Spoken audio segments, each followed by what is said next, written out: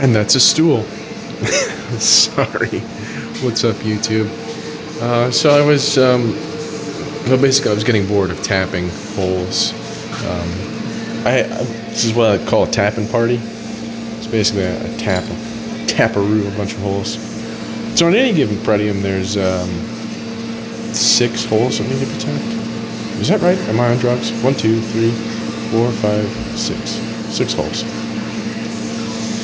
And it's a joy. A true pleasure. Some of them already get done just in the assembly process of putting lock bar inserts in there, so those all get tapped and screws put in, stuff like that. But then I got to go back and tap pocket clip screws, lock bar stabilizer screws, rolling detent screws. So it's a lot of holes to tap. So by the end of the whole pretium build, I will have tapped, sweet mother of God, 700 holes. Yeah, and we're getting close. So these will all be completely finished basically on Tuesday. Their blades are already at laser, getting laser engraved. What number we got here? Number 80.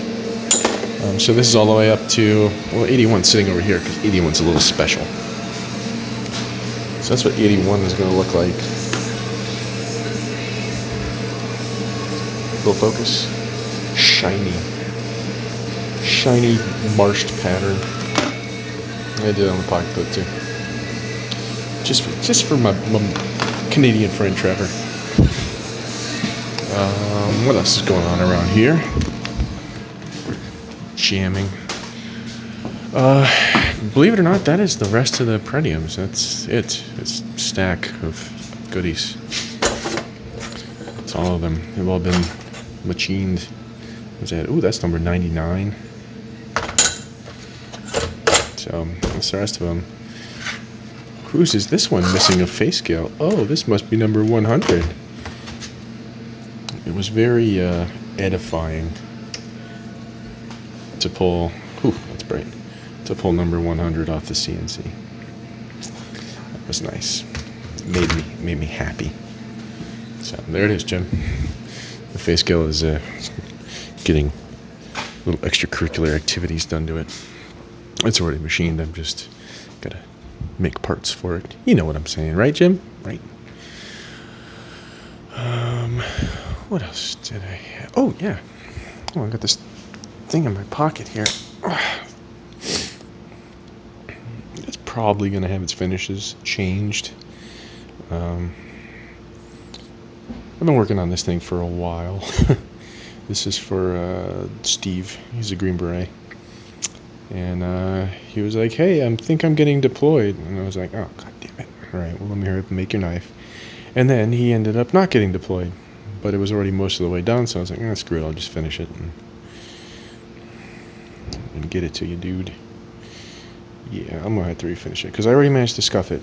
So that means it's going to show battle damage a little too much, so I'll probably do some kind of stone wash over the anodization on this to make that side a little more durable. On the car side, it's not such a big deal because there's high spots on them, and the high spots are actually already, you can see that they've already been frosted, as I like to call it, and then actually re-anodized.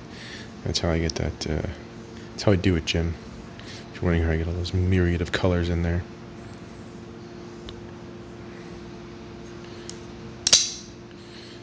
It's kind of a thick knife.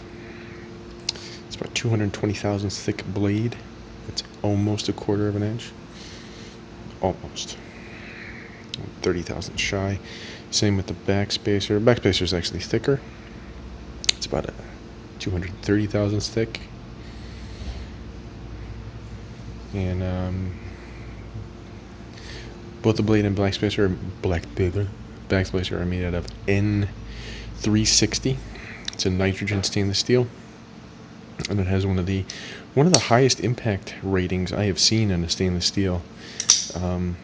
It is actually right up there with S7 in terms of impact resistance, which is pretty interesting.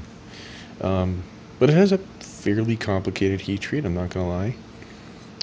So like in a steel like LMAX or M390, the whole entire heat treatment cycle usually takes between 7 and 8 hours.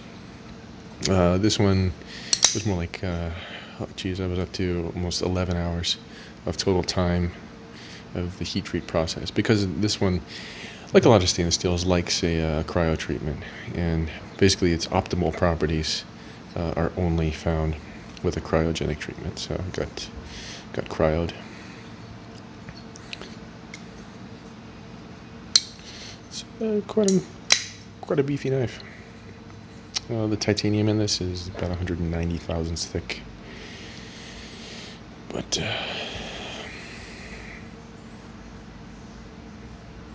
I like it. It'll likely get completely refinished. It depends what Steve tells me he wants done.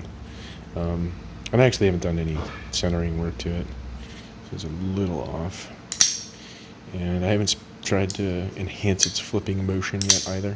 This is just assembled raw dog, as it were. Yeah, kind of an interesting knife. I like it when people let me get interesting on their knives.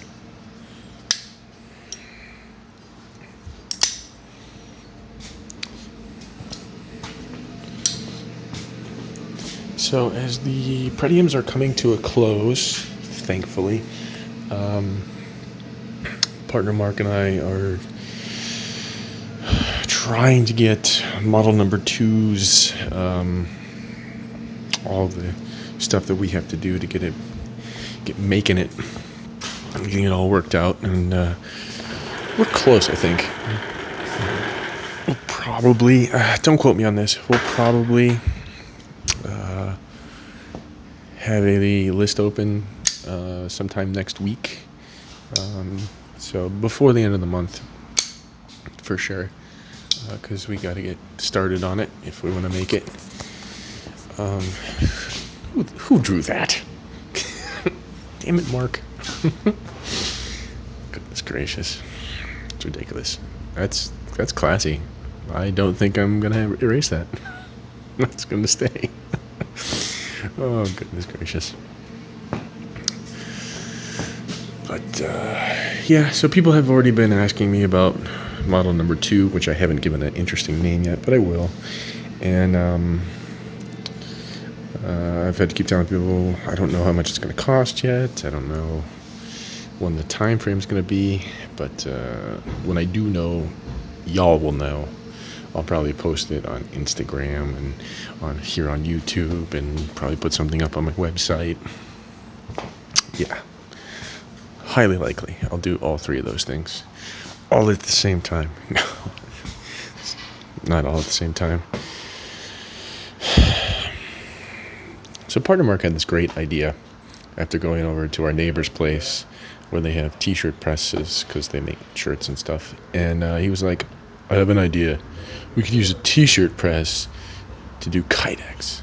I was like, go for it, dude, if you think it's a good idea. And with a little modification here, I think it'll actually work out pretty cool. I think. We'll see. It could work. I know. Sometimes. I don't know. Because I just found that my, the heat gun or oven method of doing kydex and then pressing it, it just seems so silly when you could do it all at one time with one piece of machinery. So we'll try that out and see how that works. Because I do so much kydex around here. No. Well, Mark wants to start doing more. He wants to offer it as a service. Because I know it's difficult to get custom kydex around here these days. Certain individuals like Mr. Michael Gavick don't do it anymore. What else am I doing around here? Waiting for the apprentice to show up. Hopefully he will. So I'm going to continue on with my tap party, because it's super fun. I love tapping. Not. We'll get all that tapped up. And then it'll get V-blasted, then it'll get tumbled. Oh, actually, I got to heat treat all the freaking lock bar inserts. That's right. Because they all need to be tapped before they get heat treated, because it's very difficult to tap heat treated steel, especially heat treated Omax. So, that's what I'm doing for the rest of the day, basically. Exciting, I know, right? Hey. I'm pretty sure that as soon as the pretiums are done, which should be sometime close to the end of the month, maybe slightly into December, just a little bit for like the last couple, because there are a few that I'm actually going to not do any finish work to, and I'm actually going to send them to Jeffrey Tough Thumbs. I think there's only two. I think I only have two that I can send him, and I'm going to let him put his special loving on them. So not number 99, but these two, I'm pretty sure. Yeah, it's these two. So they're going to be special collaboration pretiums between Jeff and I. Oh, sorry, you can't see that. Okay. Yeah, number 97 and 98. And so I will leave them basically just raw titanium. I'll do all the mechanics on them, do all the blades and fit up and everything on them, and heat treat it, and probably, I don't know if I'll sharpen them or not, but they'll all be. I don't even know if I'll grind them. Shoot, but I'll definitely heat treat them, and send them to Jeff and let him do whatever he wants to do to them. And then I think we've discussed auctioning them. I think that's what we're going to do with them. I think I'm going to let him run the auction. Either, I don't know what the hell I'll do. I'll leave it up to him. But yeah, that should be interesting. So that'll be 2 available pretiums, very special pretiums. So yeah, the pretiums have been very interesting. So I do not live in a vacuum, and so and people tell me as well that they've been going for some significant coin on the secondary market. It seems I have dealers emailing me all the time. Elliot, do you have any more pretiums? You want to send us some pretiums? I'm like, I don't actually. They are all spoken for. But yeah, this is it. It's exciting for me. We can move on to more interesting stuff, which I have. Let me tell you. So I know I've said it before, and I'll continue to say it. So as soon as we're done with the pretiums, I'm never gonna make another one. So don't even bother asking. I've already had people ask, and I'm like, nope, not gonna do it. Not gonna do it. Because I don't have any more parts for them, and I don't want to have more cut, and I don't want to make any by hand. I do have extra lock screws, but I just don't want to even think about it. So, because we're gonna move on and get the hell out of Pretiumville, and we're gonna start model number 2. And basically, once I have stuff in the works and the list compiled for model number 2, and I have people's deposits and stuff like that, I've already created the CAD for model number 3, and I'm actually gonna build a prototype for model number 3 sometime in the next 3 weeks, and then work out all the details that I want to do on that.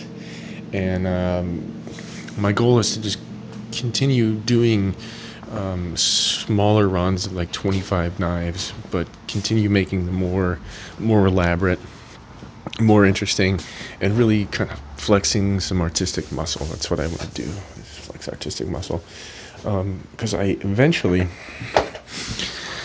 I want to get to doing some pretty crazy shit. I mean, those are ideas I'm throwing around for stuff in next year, with all kinds of interesting milling and onlays and things like that. I think that would be really fun, because these are the things that interest me at this point in time, and so I'd love to do that. Look at that Tannic just hanging out there, looking good.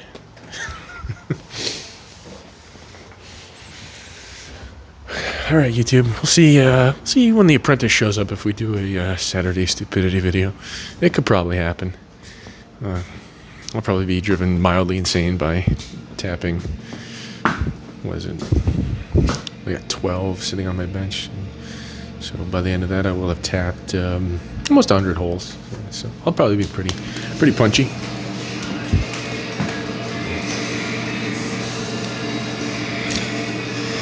Right. All right, YouTube. I will I'll probably make another video this weekend. Ooh, a twofer. We get a twofer this weekend, maybe. Maybe. Don't quote me on that. Look at this short little video. Amazing. All right, YouTube. I'll see you soon.